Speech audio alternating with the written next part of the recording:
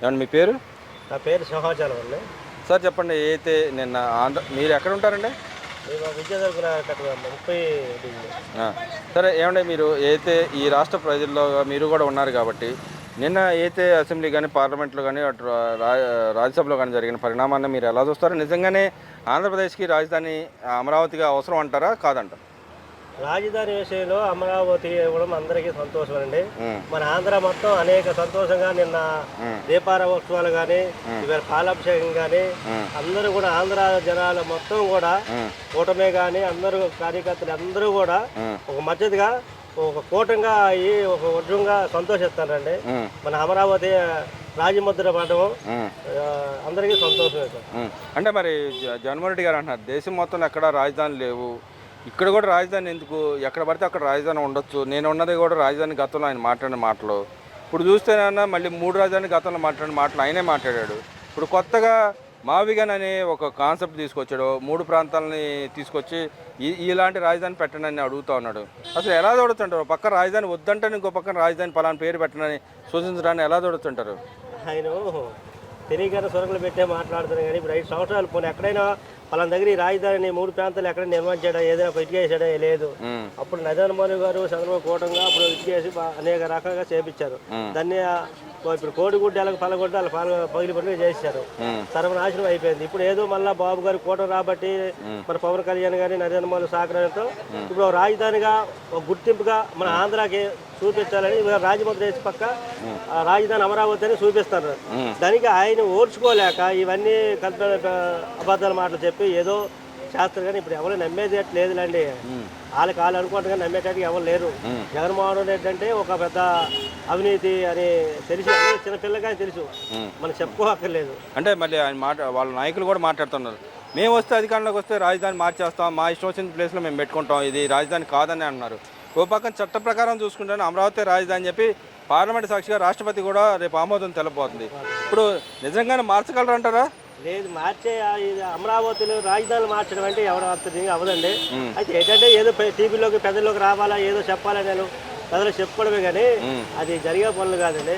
పక్క అమరావతి రాజధాని అమరావతి ఇది అందరికీ ఆంధ్ర ప్రజలందరికీ కూడా ఆమోదం, అందరికీ ఉత్సాహంగా ఉంది. అంటే ఇప్పుడు రాజధాని అమరావతి అనే పేరు ఈ రోజుతో చేసిందండి. గతంలో కమిటీలు వేసి అందరూ ఆమోదంతోనే గతంలో కూడా నేను అసెంబ్లీ సాక్షిగా మాట్లాడిన పరిస్థితి, నేను అమరావతికి మద్దతు ఇస్తున్నానని చెప్పి మాట్లాడిన పరిస్థితి. నిజంగానే ఇప్పుడు అందరూ మద్దతుతోనే జరిగిందంటారా లేకపోతే వీళ్ళు కావాలని చేశారంటారా? మన ఆంధ్ర ప్రజలందరికీ మద్దతేనండి. మనకి అమరావతి రాజధాని కావాలని ఒక మూర్ఖత్వం ఆ దీనిలో ఉన్న వాళ్ళకి కొంతవరకు ఏదో అనుకుంటున్నారు. అవి జరిగే పనులు కాదండి. ఏంటంటే టీవీలకి బయటికి రావాలా ఎట్టగట్ట పెద్దలోకి మనం కనబడాలనే మాటలే కానీ అవి జరిగే మాటలు కాదు. ఇప్పుడు మన చిన్న పిల్లలన్నీ చెప్తారు జరిగే మాటలు అయితే ఇప్పుడు ఆమోదం రావాలా, నేను అసెంబ్లీలో కానీ ఎక్కడైనా ఆమోదించాలా. అప్పుడు నువ్వు మళ్ళీ ఏదో మాట్లాడినా గౌరవం అసలు ఆమోదించగానే లేని పనులు ఆడితే ఎవరికైనా అర్థమవుతుంది కదా సార్. అంటే అక్కడ అవినీతి జరుగుతుంది అందుకే మేము అపోజ్ చేస్తాం, ఈ రకంగా వస్తే మేము అపోజ్ చేస్తాం అని చెప్పి మాట్లాడుతున్నారు. గతంలో ఏదైతే మనం చూసాం, ఏది మన ఉమ్మడి ఆంధ్రప్రదేశ్ విడగొట్టినప్పుడు అమరావతి అనే పేరు లేదు కాబట్టి దాన్ని క్లాజ్ చేసుకొని ఇప్పుడు దాని ప్లేస్లో అమరావతి అనే పేరు ఇరికించడానికి కూడా తప్పు పడుతూ ఉన్నారు. అంటే వీళ్ళు రాష్ట్రం విడిపోవడం కూడా తప్పు అన్నట్టు మాట్లాడుతున్నారు. ఎలా దొరుకుతుంటారు? ఒక పక్కన అమరావతి రాజధాని కాదనే విధంగా కూడా మాట్లాడుతూ ఉన్నారు. రాష్ట్రం విడిపోయింది ఆలయంలో కదండి. రాష్ట్రం ఎప్పుడు ఉంటారు ఆలయంలో ఎరగొట్టిందే కదా. మనం అందరం రాష్ట్రం కలిపి పోరాడదాం, కలిసి ఉండమని మనకు అందరం కోరుకునేది. వాళ్ళు ఎడగొట్టిన తర్వాత బాబు గారు ముందుకు వచ్చి మనకు రాజధాని కావాలా, ఒక మంచి ప్రాంతం అమరావతి అంటే పెద్దల ఎప్పుడుదో అమరావతి మహానగరం అనే ఒక బుక్ ఒక ఇది ఉంది చెప్పుకోవడం. చిన్నపిల్ల స్కూల్ ముందు అది ఫస్ట్ అదే చెప్తారు, అమరావతి నగరం అపురూప శిల్పాలని. అది ఈవేళ పుట్టింది కాదు. అలాంటి దీంట్లో మనకు అమరావతి కట్టేస్తానంటే మహా గొప్ప చెప్పుకునే ఇది. ఆ ప్రాంతం కూడా చాలా మంచిది, దేవతల అమరావతి అది. అంటే అక్కడ అవినీతి చేయడానికి అక్కడ పెడతా ఉన్నాడు చంద్రబాబు నాయుడు. అక్కడ ఒక స్క్వేర్ ఫీట్కి 4,000 3,000 నడుస్తూ ఉన్నాయి. ఇక్కడ పెద్ద పెద్ద రాష్ట్రాల్లో కూడా రాజధానిలో కూడా అంత నడుస్తూ ఉంటాయి. వీళ్ళు 12,000 13,000 పెట్టి దాచుకోవడానికి ఇది చేస్తూ ఉన్నాడు అని చెప్పి మాట్లాడుతాను. నిజంగానే దాచుకోవడానికి 2 లక్షల కోట్లు ఖర్చు పెడుతున్నారు అంటారు. ఇక్కడ లేదు, కొంత ఖర్చు పెట్టిన తర్వాత ప్రధాన రహదారులకి ఈ గవర్నమెంట్ సెంట్రల్ గవర్నమెంట్ 12,000 కోట్లు ఇచ్చింది, అంత మటుకు ఖర్చు పెడుతుంది అంటారు గవర్నమెంట్. ఆయన దాచుకునే మనిషి అయితే 5 సంవత్సరాలు ఎక్కడైనా ఎన్నో సిపిఎల్ వీళ్ళు వేసి ఎంతో దీనికి ఎతికి పట్టుకొని లాగిచ్చాడు. దేవుడు ఎక్కడ కూడా చిన్న పొరపాటు పట్టుకోలేకపోయాడు. అలా దాచుకునే మనిషి ఆయన గుణంలో లేదు, ఆయన పుట్టుకతో కూడా లేదు. బాబు గారు ఎప్పుడు అభివృద్ధిలోకి రావాలనే కానీ నాకు నా కొడుకులు మా ఇల్లు అభివృద్ధి రావాలని ఎప్పుడు ఆయన అనుకోలేదు. పెద్దలు బాగుంటే నేను బాగుంటాను, ఆంధ్ర బాగుంటే మేము అందరం బాగుంటామనే ఆలోచన ఆయన ఒకటే. అంటే దాచుకోవాలంటే ఆయన ఎప్పుడో చేసేవాడు. 5 సంవత్సరాలు అదే దానికే వేల కోట్లు ఖర్చు పెట్టి కదండి చంద్రబాబు ఎక్కడ దొరుకుతాడా, ఎక్కడ దాచాడా, ఎక్కడ దోసుకొని అన్ని దీనిగా ఎతికిచ్చాడు, ఎక్కడ పట్టుకోలేకపోయాడు. అది శాస్త్ర రాజధాని కాబట్టి ఇప్పుడు డబ్బులు ఖర్చు పెట్టాడు, మళ్ళీ వృధా ఖర్చు చేస్తున్నాడు, అక్కడ వేస్ట్, అది ఒక మునిగిపోయే ప్రాంతం అని చెప్పి మళ్ళీ మాట్లాడుతూ ఉన్నారు కదా.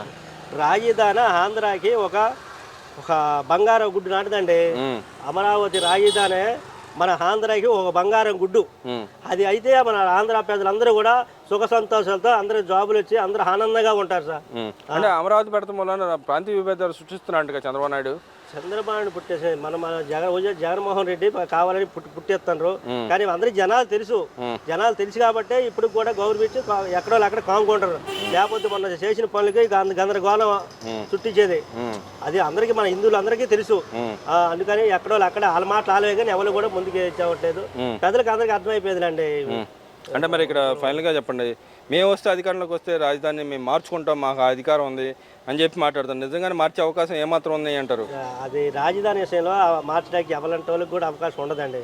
ఒక రోజు ఒక దిక్కు రాజభద్ర పడాక అది మార్చడానికి అవ్వదు. అయితే మాటలు చెప్పుకోవడాకే మనం ఏదో చెప్తాం అనుకున్న ప్రజలు మబ్బిలు పెట్టే కానీ ఇప్పుడు ఆ మాట విని మబ్బిలో పడే ప్రజలు ఇప్పుడు లేరు. తెలిసిపోయింది అందరికి, జనాలకి అందరికీ అర్థమైపోయింది. మరి ఆయన ఇంకో మాట కూడా మాట్లాడుతున్నాం, రాజధాని అనే మాట లేదు, రాష్ట్ర గవర్నర్ పరిపాలన ఉంటుంది, అక్కడ ఢిల్లీలోనే ఒక్క పరిపాలన ఉంటుంది, ఇక్కడ రాష్ట్రాల్లో గవర్నర్ పరిపాలన ఉంటుందని చెప్పి ఆయన మాట్లాడాడు. అంటే గవర్నర్ పరిపాలన ఉన్నప్పుడు ఈయన ముఖ్యమంత్రి ఎక్కడి నుంచి అవుతాడండి? మరి ఆయన తెలుసుకోవాలి కదండి, చెప్తారుగా. ఆయన ఆడే మాట ఆయనకి అర్థం కావట్లేదు. మళ్ళీ వెనక్కి వెళ్ళి మళ్ళీ ఆలోచించుకుంటాడు, ఏంటి నోరు జారిపోయినా అని.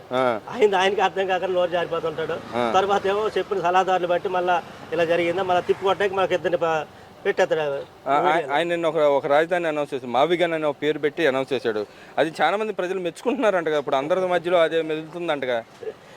మెచ్చుకోదారు ఆయనతో తిరిగి వాళ్ళు ఆ బ్యాచ్ కొద్దిగా మెచ్చుకోదు. ఇంకో మళ్ళీ రేపు పొద్దున ఆయనకి ప్యాకేజీ రాదని అలాంటి వాళ్ళు ఉన్నారులే, చెప్పకూడదు, అందరికీ తెలుసు. అలాంటి వాళ్ళు మీడియా ముందుకు వచ్చి ఏవో చెప్తారు కానీ బాధపడే చెప్తారు. ఓపెన్ గా చెప్పరు. వాళ్ళు మనసులో బాధ ఉంటది కానీ చెప్పాలి, తప్పదు. అట్లా చెప్తారండి. ఎందుకు ఆ భయం? ఎందుకంటే ప్రజలు కదా ఓట్లేసేది పెద్దలు. కానీ ఇక్కడ తెలుస్తుంది కదా, ఇప్పుడు అది రావుబాబు అని మాకు తెలుసు. దగ్గరికి వెళ్ళాం, భయపడి వెళ్తాం. వెళ్ళకపోతే కాటేస్తారు. ఎవరు కాటేసే వ్యక్తి ఎవరు అంటారు? కాటేసి వచ్చి మరి ఇంకేమైనా జగన్మోహన్ రెడ్డి ఉన్నారు. దేనికి వేస్తారంటాడు? దేనికంటే మరి చెప్పినట్టు ఎలా వినకపోతే అక్కడ జరగదు. అది అలా కొంతమంది ఉన్నారు. మరి ఫైనల్ గా చెప్పండి, నిజంగా ఆయన మార్చే శక్తి ఉందంటారు? రేపు పొద్దున వాళ్ళ పార్టీ అధికారంలో వచ్చే అవకాశం ఎంత మాత్రం ఉందంటారు? లేదు శక్తి ఎవరికి లేదులేండి. ఆయన కాదు, ఇంకో గవర్నమెంట్ మారినా సరే అవి మార్చే శక్తి అవి ఎవరికి ఉండవండి. కాంగ్రెస్ గవర్నమెంట్ అని, బీజేపీ అని, జనసేన అని ఏది వచ్చినా రాజధాని అమరావతి అండి. రాజముద్ర పడిపోతే రేపు అయిపోతే దాన్ని మన పవన్ కళ్యాణ్ జనసేన వచ్చినా అవ్వదు, బీజేపీ అనుకున్నా అవ్వదు, టీడీపీ అనుకున్నా అవ్వదు, వైఎస్ఆర్ కాంగ్రెస్ అది అనుకున్నా అవ్వదు. ఏమనుకున్నా మార్చడే కావచ్చు.